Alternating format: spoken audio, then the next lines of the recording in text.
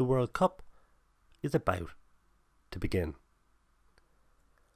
This is quite a tricky problem from a betting point of view, because what data do I have to work with? I might know a little bit about Ireland, since I'm from Ireland, so I know more about my own local team. I'd hear about the English team from the TV and stuff. I don't actually know that much about even the Spanish team. Who are the new young people coming through? So how am I supposed to know anything about really 90% of the teams in the competition? If I go to Betfair, I can see, who the favourites are. So, Brazil and Germany. And then you have, Spain, France, Argentina, Belgium. They're... I wouldn't want to write them off. I don't really know. I mean, Belgium have a golden generation. I mean, they have so many incredible players. But they've flattered to deceive. They haven't had a fantastic World Cup or European Championships or anything, really.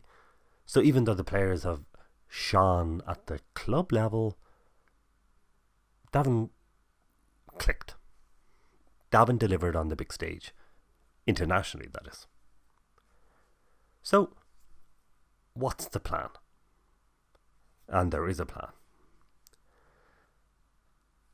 We need a method. If I'm going to be betting on matches, we need a method to predict. We need a method to say who do I expect is going to win and all that kind of stuff. Now, when we've been looking at league matches, I've been using, the Poisson distribution. So I'd go to soccerstats.com. I'd have lots of data, so I'd know that, Liverpool score lots of goals away and at home, but they score a lot away. So I'd know how many goals a team tends to score, how good their defense is, that kind of thing. But I don't have that for the international teams. I don't know. So, okay, I can look at Brazil and go, in the qualification process, they did very well. But, if I think about Ireland, you might have a group of 4 or 5 teams. That's a very small collection of teams. And, you'll have 2 or 3, if not 4 teams in the group who are actually pretty poor. So, does that really matter? So, I need a method. I mean, how am I supposed to compare how well Brazil are doing compared to, say, England? Now, all I know is I think Brazil did very well in the Copa, in the qualification stage. England, well, they qualified very comfortably. So, how do I compare? Now, the betting odds do give us a clue. From here I can see that the betting market ranks, Brazil and Germany as being the most likely to win. Like they have the lowest odds. England are down at 19 to 1. Or 18 to 1 actually. Is that useful? Well, at least it gives me some idea. So, what is the plan? And I did say that there was a plan. So basically, the method that I'm using at the moment, as when I say at the moment, I mean my method of choice in 2018. A lot of these methods actually didn't exist even in the last World Cup. So, this is quite state of the art. And here it is. It's the ELO rating. Now, I've looked at ELO ratings when it came to tennis. ELO ratings were a method developed for chess. But the mathematical structure can be applied to any team sport. So the basic idea being that if team A is a very strong team and it plays against team B, if team B beats team A, then team B gets points. So maybe a quarter or a 20th of the point difference between them. So if team A was ranked at like 5,000 points and team B was ranked at 1,000 points, then team B for winning would be given 4,000 divided by 20 points or something. And so that would boost up team B, because I mean they beat a very strong side. And team A would lose points for since they lost that. And so as the games get played, the points are constantly reallocated. And so here we can see that Brazil have 2,131 points. Germany is the second strongest at 2,092, and so on. So we can see how strong the different teams are using this method in football. As I said, in tennis, this is used, and it's a very strong method. It is a better predictor than the ATP ranking. Now, with ELO, you actually have a mathematical expression. If I look at the difference between the two teams that are playing, I can plug that into a formula, and it will tell you what the odds should be, which is pretty handy. So then we can look at what the actual betting odds are, and we can go, oh, the betting market seem to be wrong here, or they disagree with what the ELO rating is suggesting. So that's a thing that you can do when you're looking at tennis anyway.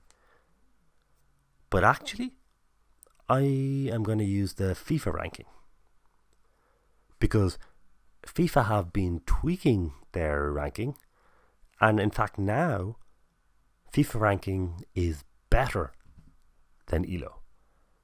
So if two teams are playing, I just look at the FIFA rank, and the team with a lower rank, as in the better team, should win.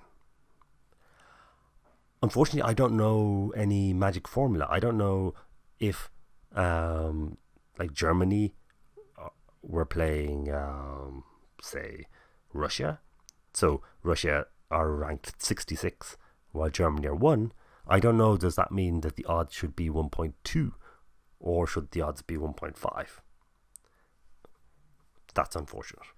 In particular, what I'm doing and what I want to do is look at who do I expect is going to top the group. So in this paper, I'll give the link in the description below this video. They looked at applying the FIFA ranking and seeing, how well it did. And now this is using the FIFA ranking in 2006. So actually the current ranking method is far more sophisticated. So I'd expect it to do far better. But what they found, so they looked at the groups and the predictions based on the FIFA rankings were these, And this is what actually happened. And in nearly every case, it was right. So Germany were expected to come first. They did. England was expected to come first. They did. Netherlands, Mexico. So the only one that was wrong was it thought the Czech Republic were going to come first, while Italy did. Which really is not much of a surprise, because, I mean, Italy are, World Cup aristocracy. I mean, I think they've won the World Cup 4 times. So I wouldn't have been at all surprised to find Italy topping the group. I mean, because they're Italy. Unfortunately, this time they didn't qualify for the first time in, 50, 60 years? But anyway, the point is that just using the FIFA ranking, you can do pretty well at predicting who's going to top the group. And that's what I'm going to do. So, if I look at, again, Betfair, I can look at each of the groups and I can say who is going to be the group winner.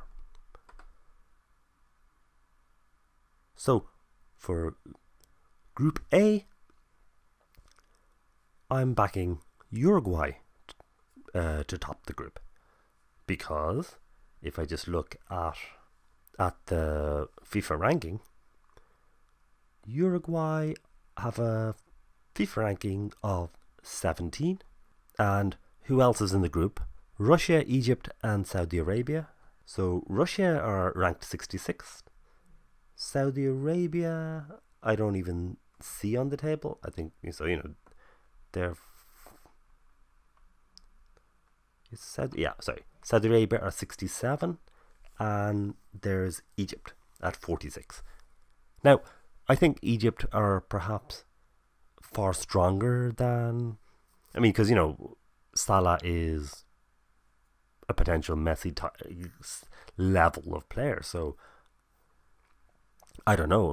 I wouldn't want to dismiss Egypt off the top of my head, but I'm just trying to apply a quantitative method. So I'm saying I'm going to just use the FIFA ranking, and I based on that paper, which we looked at earlier, where we saw that it got 7 out of 8 correct. So the FIFA ranking did seem to be able to predict who was going to top the group. So, as I said, Uruguay in Group A have the highest rank, and it got 7 out of 8 right. So that's like what, 80%, or better than 80%. I think 1/8 is 12.5% or something. So I'd expect the odds to be like 1.2 if the FIFA ranking is able to forecast who's going to top the group with an accuracy of over 80%. So that's basically the idea. I'm just going to, you can just look up the FIFA ranking from that website in the description below the video, and that gives us a way to forecast who's going to top each of the groups, and that should be profitable. And this is actually I think I'm just going to add a bit more to that, because that looks pretty good. I'd be reasonably confident. Now I don't know what's been going on with Uruguay. Suarez hasn't been that incredible this year, I don't think. So perhaps their team is aging, but I don't really see any competitive team to Uruguay in this group. And they will really want to top the group so that they have an easier run in. If you just qualify coming second, you might run into Brazil or some serious side. So that's pretty much all I wanted to say. I think that's all I can really do at this stage. So, the World Cup hasn't started yet. I'm just getting, my basic frameworks. Like, what am I trying to do? What can I do? Another point was that in this paper, they saw the correlation between the FIFA ranking and the actual results seemed to be about 0.4. Now, I'd say, there has been a lot of progress in the FIFA ranking, so much so that the FIFA ranking is now a better predictor than the ELO ranking. What actually happened was the FIFA used a different ranking system for women's football, and that was better than ELO. So the FIFA ranking for women's football was the leading model, and then they have switched the men's ranking to use what was originally developed, what was originally used in the women's game. So that's just some little history about the path, about how FIFA have been modernizing their ranking. So, as I said, that's about 0.4, and I said that's using the ranking that was used in 2006. So I think it'll be higher than 0.4 now. And if we look up correlation coefficients, they go for these kind of studies, we rarely see correlations above 0.6 because there is noise there. It's you can't in any one game you can have a red card, you can have a dodgy goal disallowed, all kinds of things. And for this kind of data, we generally consider correlations above 0.4 to be relatively strong. So, as I said, it was 0.4 using the 2006 FIFA ranking. The current one is better. I don't mean far better as in it's now 0.8. No, but I expect it to be better than 0.4. And so it's a good way for us to look at apply numerical methods, quantitative methods during the World Cup. And so that will give us a way to kind of say, oh, these two teams are playing. I expect Uruguay to beat Russia. That kind of thing. Because otherwise, we really don't know. When we were suddenly seeing teams playing who don't regularly play each other, I don't know what that player is like. So how am I supposed to have a sensible, rational way to compare them? So that's just my initial intro. Just that you've got the framework. I'll have the relevant web pages and stuff in the description below the video, so you can look it up yourself. And that should provide a way so that when we have the different groups, we can kind of go, okay, I expect in this group, this team are going to top the group. This is the most likely team to come second. This is the team that is by far the weakest and are most likely not going to, go that far.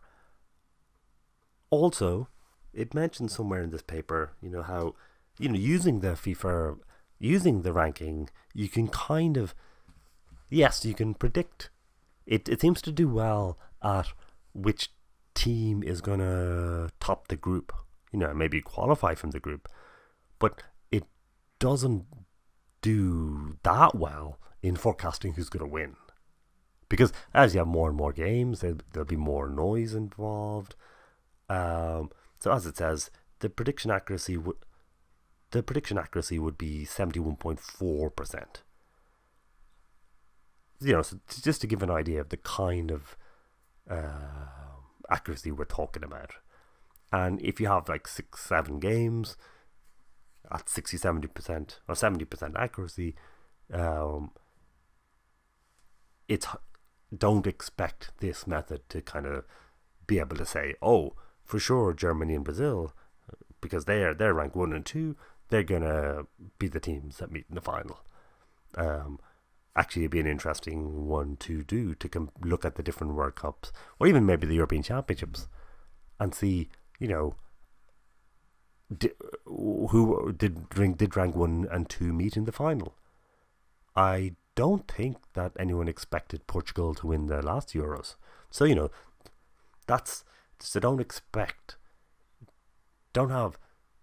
don't be overly optimistic, or don't have too much conviction. Don't believe that this method knows what the answer is and will get it right, But as I said, it seems to be pretty good at predicting which teams are going to top the different groups. It won't get all of them right. I'd expect it to get maybe 6, 7, or 8 right, from if there were 8 groups. Should be fun.